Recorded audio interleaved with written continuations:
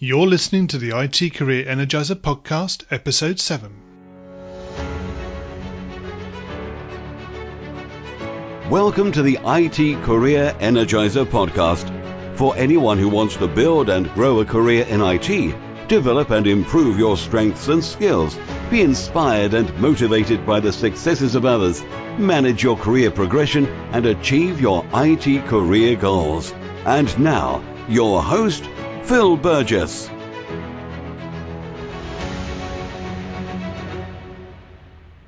Welcome to the IT Career Energizer Podcast, where I talk with experienced IT professionals, consultants, and experts from around the world each week.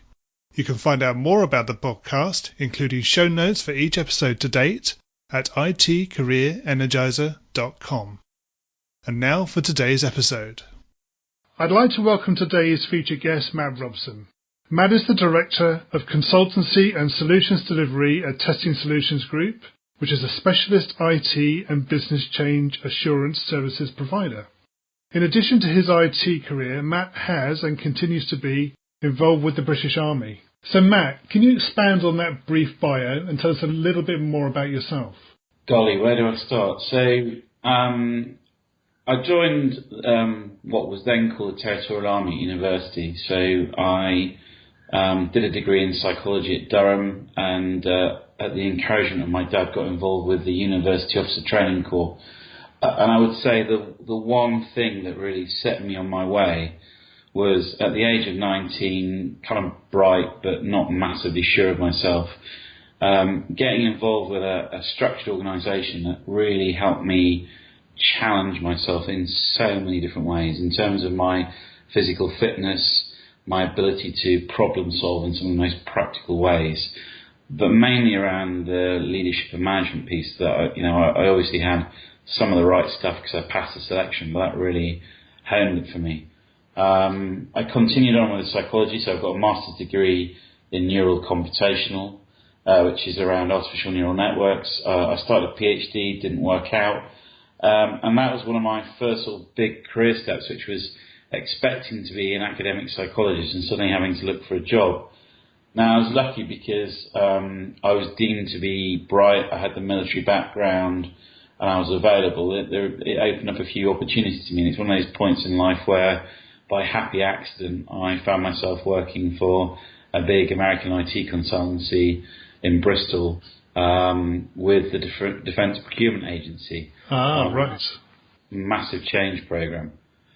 And that kind of set me on my way in terms of, number one, exposure to a massive, great big full project lifecycle program, and two, really getting into the world of work and finding out what I was good at. And ultimately that was the start of my journey into testing. Right, and obviously that's a very much a focus area for you. Yeah, I would say, without resorting to cliche, I'm not a classic tester. And maybe in some ways that's what's allowed me to progress fairly quickly. My second job led to my first management role and quite a significant team leadership role. And that was, again, what sort of set me on my way really in testing quite firmly. So going from being a sort of general IT consultant into a testing specialist. Yeah. So Matt, can you share with us a unique career tip that the IT Career Energizer audience need to know and probably don't? There's a quote from Edith Piaf, a fairly random person to quote, which is, use your faults, use your defects. Can't do the French accent, I'm afraid. I think for me it was being aware of what you're not good at, but finding people who fill your gaps. So I find a lot of people who strive for perfection in everything and beat themselves around the head rather than working out what they're good at and also being honest with themselves about what they're not good at. And I think part of the reason I've succeeded in leadership is being quite open about those things that actually I'm not very good at, and finding people who work with me to fill those gaps. So I know I'm a rubbish complete finisher, but I'm a great visionary. So, I have a number of trusted individuals that follow me around with a mop and bucket that helped me on my way and finish things off. But embracing that really allowed me to develop into some fairly significant management roles. So rather than being afraid of my faults and fearing failure, I think everyone fails at some point. So you need to embrace it and learn from it. It's more about how you recover from it. Yeah. But being honest with yourself about what you're not good at and then finding ways to bridge that. Yeah, so really identifying your own strengths and weaknesses and learning how to deal with them. Embrace them. Yeah. I mean, there are things that I'm utterly rubbish at. And I found in the army, again, a practical leadership test, working with hardened Geordies. It's amazing how occasionally losing your pen or not being able to find a ruler builds affection in them for you because you're the useless officer and you play to the stereotype. Yeah. And rather than trying to be absolutely perfect, they actually saw me as a human being and engaged me as such. That's interesting to hear, particularly with squaddies as well. Yeah. Right. Can you tell us about your worst IT career moment and what you potentially learnt from it? Yeah, it's a hard one. And it's probably in the same vein. My first really big job was being appointed principal authority in QA and then head of CIO quality assurance within the Barclays banking group. And it was an amazing opportunity, and it was a period when the bank was going through significant change. But I think I forgot to use the word no. And I think I embraced the role, but without a concept of how big it had the potential to be. So I've been working for a big French insurer within their UK life business. So it's a fairly chunky business. But going from that to working for the global group CIO, one of the world's biggest banks, is a massive step change. And I think I allowed myself to be sucked in and tried to be all things to all men and women. And it's a quick and easy way to burn yourself out. Nobody is that good and nobody is that clever. They can cover all that stuff. Or if they look like they are, they're probably bluffing it or got a team behind them. And I think I really should have learned when to wind my neck in and slow down. Do you feel you have learned from that experience? Do you want the honest answer? Please. I'm absolutely the worst person in slowing down. The folks that work closely with me, I had to tell them that, emails after 9 o'clock and before, after 9 o'clock in the evening and before 9 o'clock in the morning, don't worry about it. I really don't expect a response. Or frankly, any out of work time emails, it's just me getting through it. I'm not expecting them to jump on it.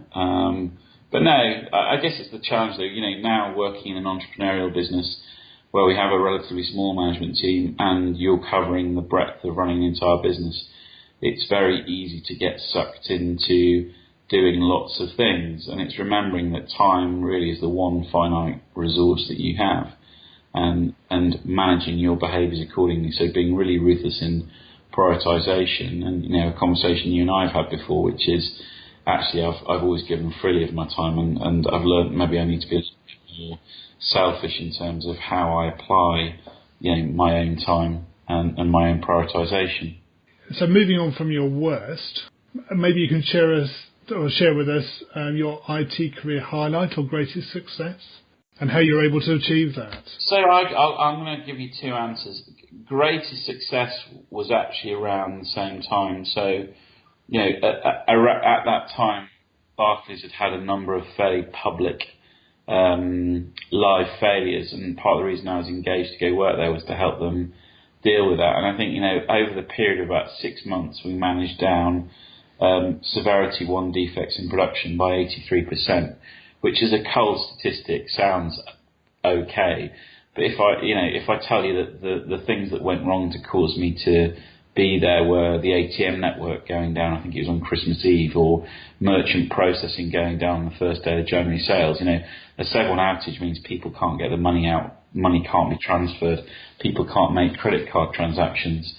And the stuff that was left over was mainly unavoidable issues like, RAID arrays burning out or telephone switches failing. So for me to achieve that and in such a short period of time as part of that very senior team of focused people was an incredible experience and an amazing learning opportunity. But then in terms of IT career highlight, it's going to sound cheesy, but it is meant absolutely sincerely.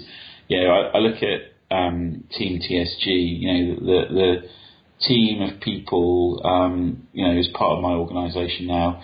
We talk about being one big, happy, dysfunctional family, but we have this really broad set of people across demographics, ages, outlook, education, quite as broad as one might reasonably expect in a consulting organisation.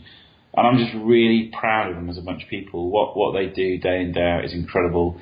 Some of the crap they put up with as testers, because it can be, an unsociable job, working long hours, out of hours, weekends when required.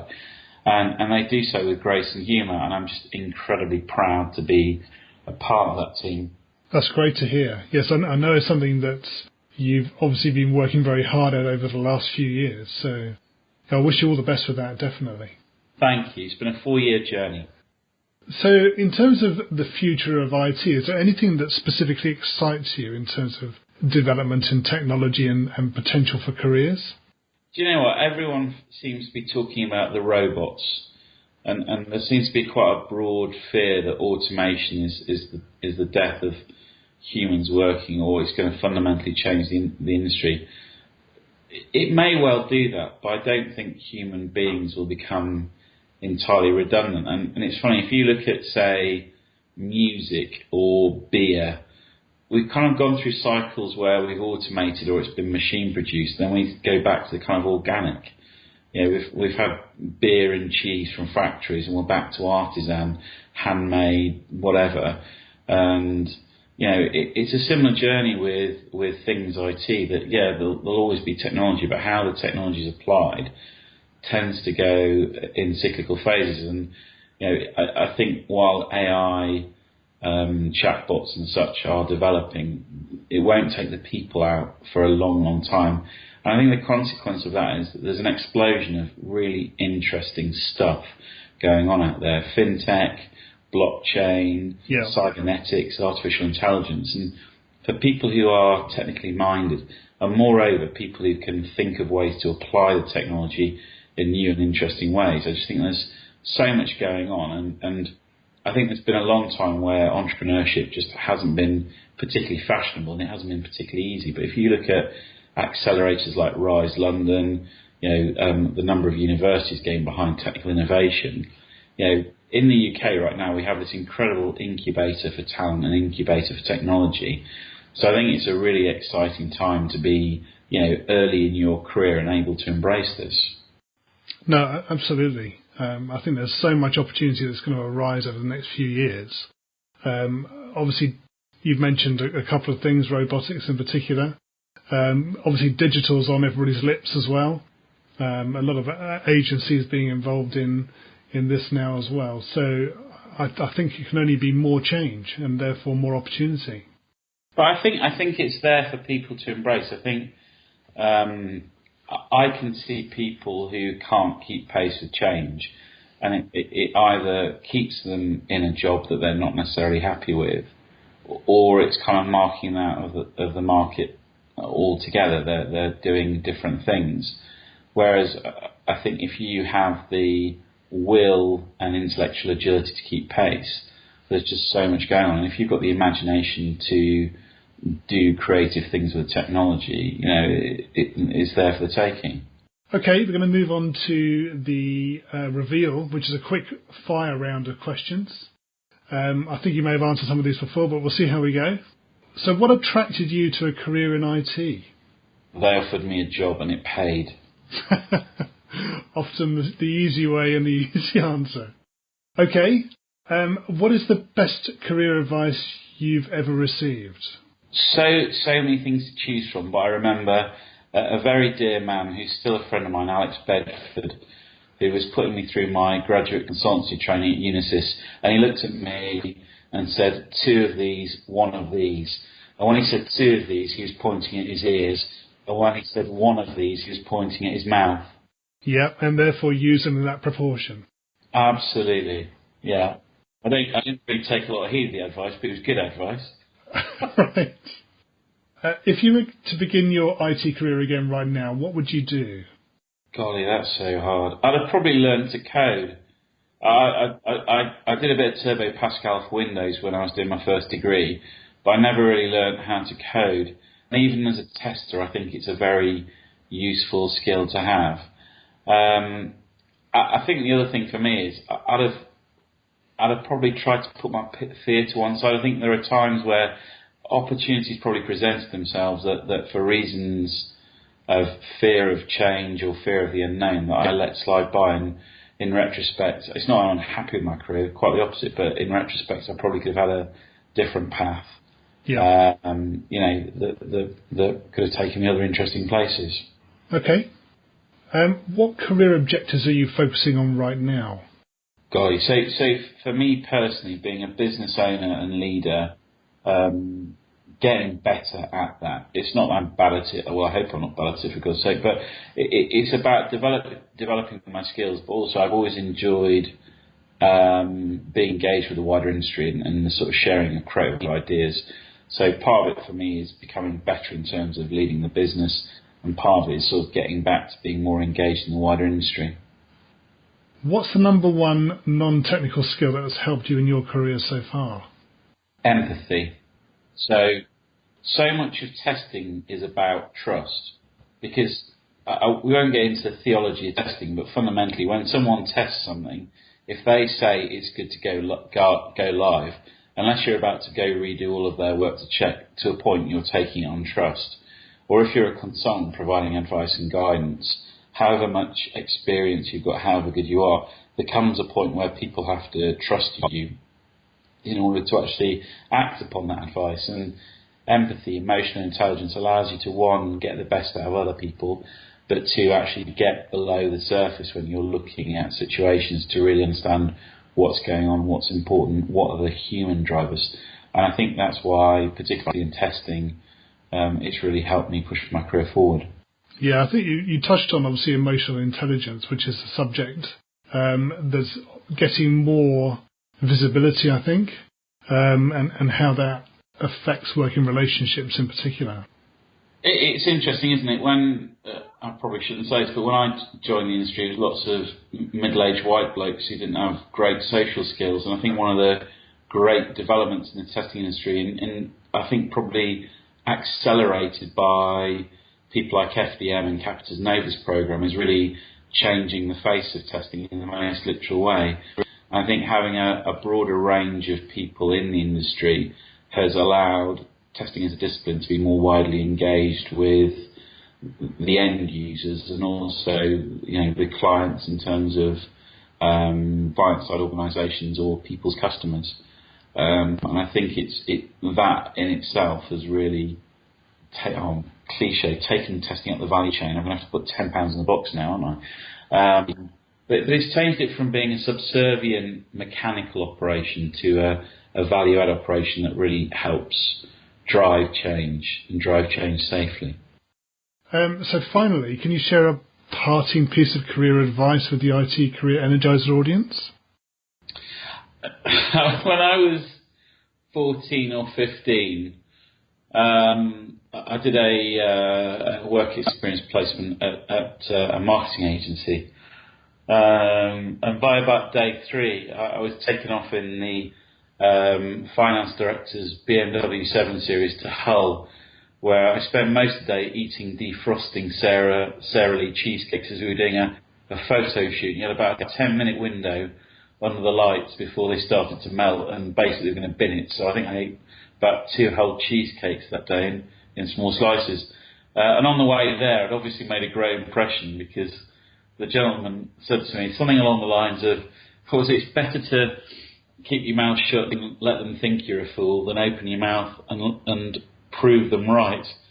And it was interesting, when you're early on in your career, it's quite easy. It's that balance of enthusiasm over experience, and sometimes it's really easy to think with your mouth open, and you can get away with it when you're older and more experienced because people kind of expect it and you've got a bit more credibility. But I think when you're fairly early on in your career, it's that idea of drinking in the information and processing it without necessarily getting too engaged until you have a better grip, because it helps build your credibility. It's not to say don't communicate. It's not to say don't get stuck in, but it's about using judgment when you're early on so that you don't appear naive or out of step, but by the same time showing that you've got good listening skills, good cognitive skills, and when you do communicate, make it matter, make it hit, and people remember that. Yeah, no, I tend to agree. It's too easy to make a fool of yourself by opening your mouth at the wrong time. Oh, as I did many a time in my first role. Thanks, Matt. That's great. What's the best way that people can find out more about you or connect with you if they want to? So I'm a bit of a monster on the old social media. So TSG Consulting has a Facebook page, which is a good way to get in touch with us. We've got various feeds on Twitter, and for me personally, probably the best way to get through to me is on LinkedIn. But just be aware, I get so many messages. If I'm a bit slow coming back, don't take it personally. I will get back to you eventually. Well, thank you very much for your time today. Well, no, thank you for inviting me to speak. I really appreciate it. I hope you enjoyed our chat with Matt Robson today. You'll find show notes on the website at itcareerenergizer.com/E7. In the next episode, I'll be talking with Jeremy Schiefling, who is founder and CEO of Break Into Tech. If you are enjoying the IT Career Energizer podcast, please remember to subscribe to automatically receive new episodes each week. I'd also love to hear your thoughts about the podcast, and you can leave comments at the website, or you can contact me through LinkedIn or on Twitter. Thanks for listening to the IT Career Energizer podcast. To find out more about building a successful career in IT, visit itcareerenergizer.com.